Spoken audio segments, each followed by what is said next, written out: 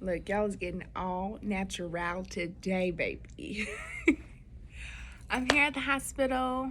Got to the hospital this morning around 10ish.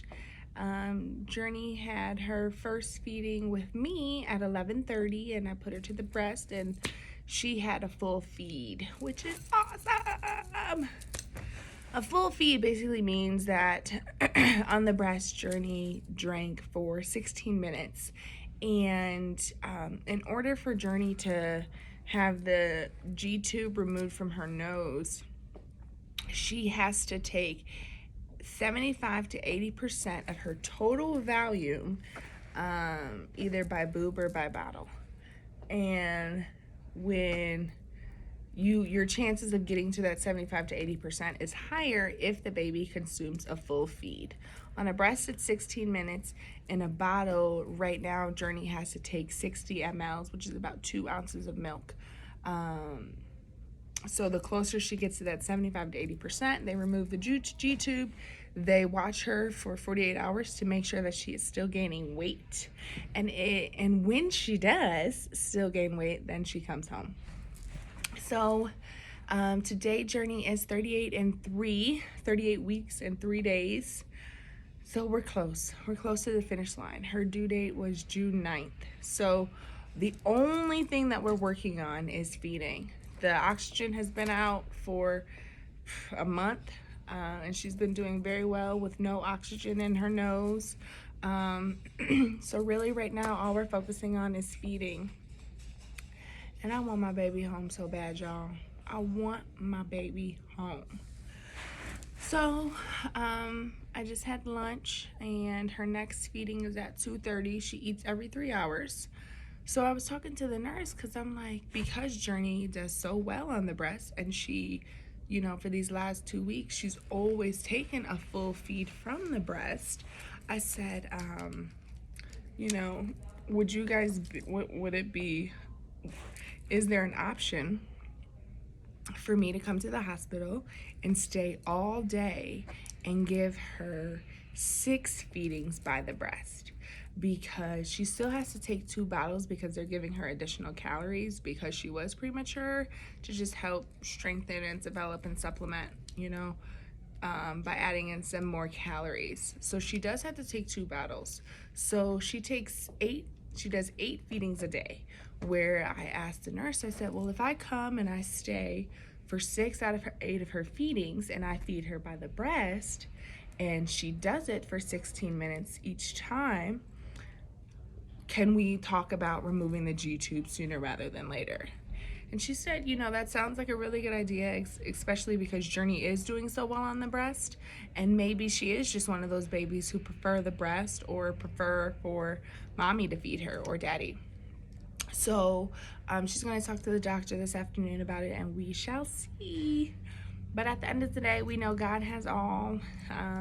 Our steps are already ordered, and we know that He's the ultimate decision maker in anything that we're doing. So hoping that He sees fit that this is an option, because I won't be going back to work. I'm done working for at least a year, so I have the time to nurse my baby as much as she needs. And once she gets out of the hospital, she may not eat every 3 hours, especially at night. I'm hoping she don't, because Skylar ate every 2 hours around the clock. Every 2 hours this girl was eating. It was crazy.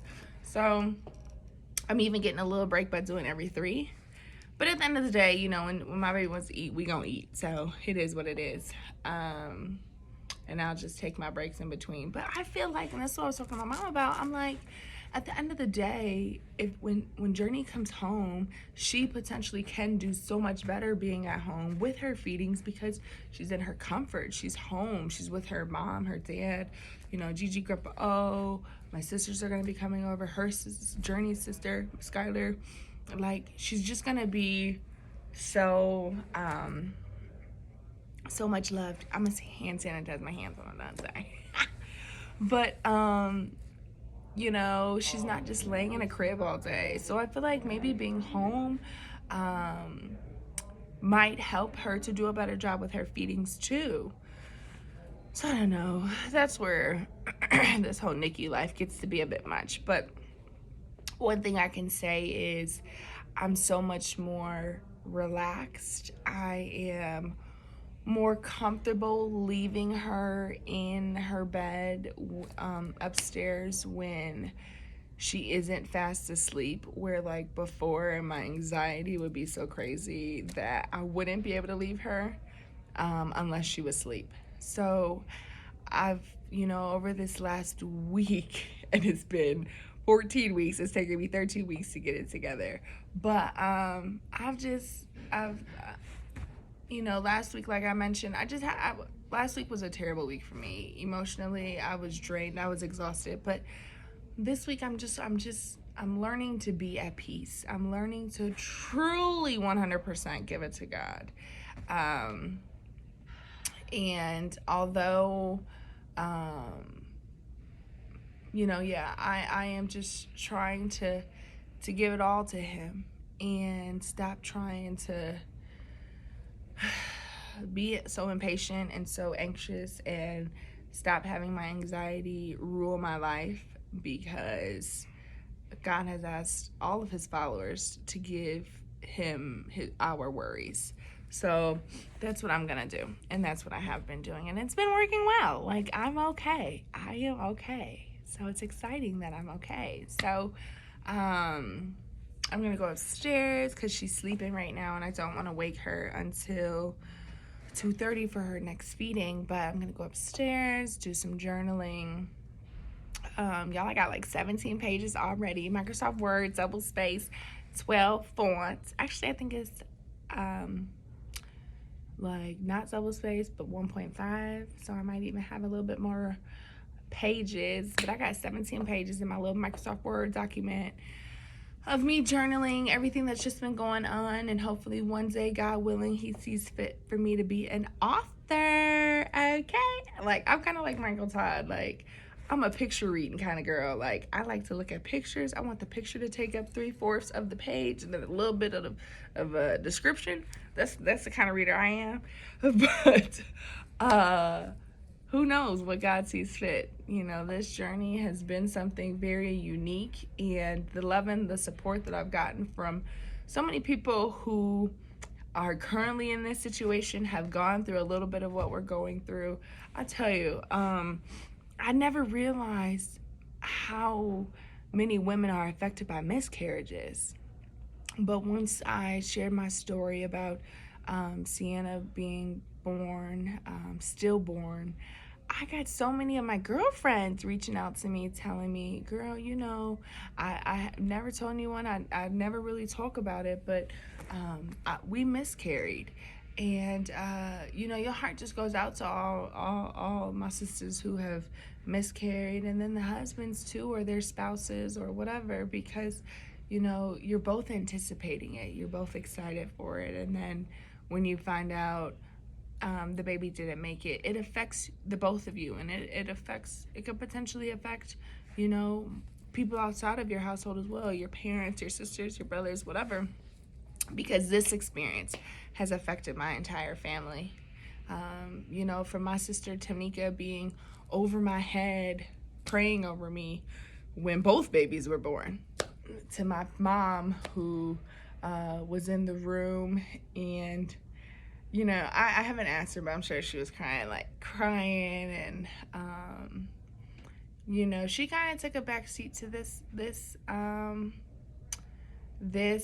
these two deliveries. I think it was a bit much for her, seeing your child going through that, but she had all the words of encouragement. I know my mama loved me to death, so that's good to go. But I was excited to have my sister kind of be there over my head praying, and then of course my husband right next to me holding my hand.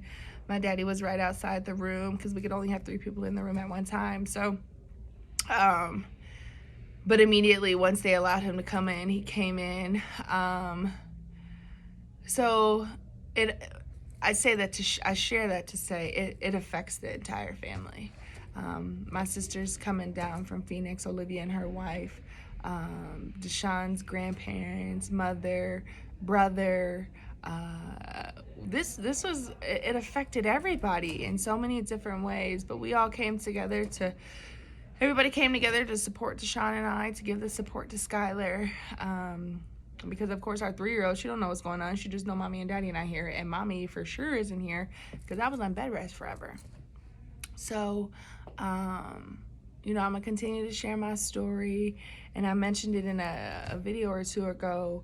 You know, it's scary that I'm sharing my story now while I'm still going through it. Like, I can't believe I'm being this vulnerable with you guys, but for some reason God has asked me to share my story, and it is nothing but the Spirit that is guiding me, that is helping me to pick up the phone, pick up the laptop, and voice what I'm voicing, or to move my fingers in the way that they need to move so I can type and journal.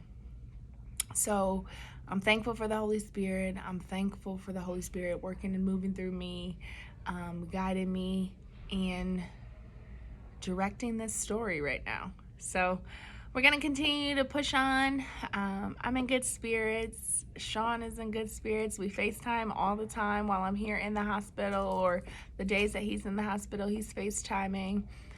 We put Skylar on the phone all the time, and she talks to her sister.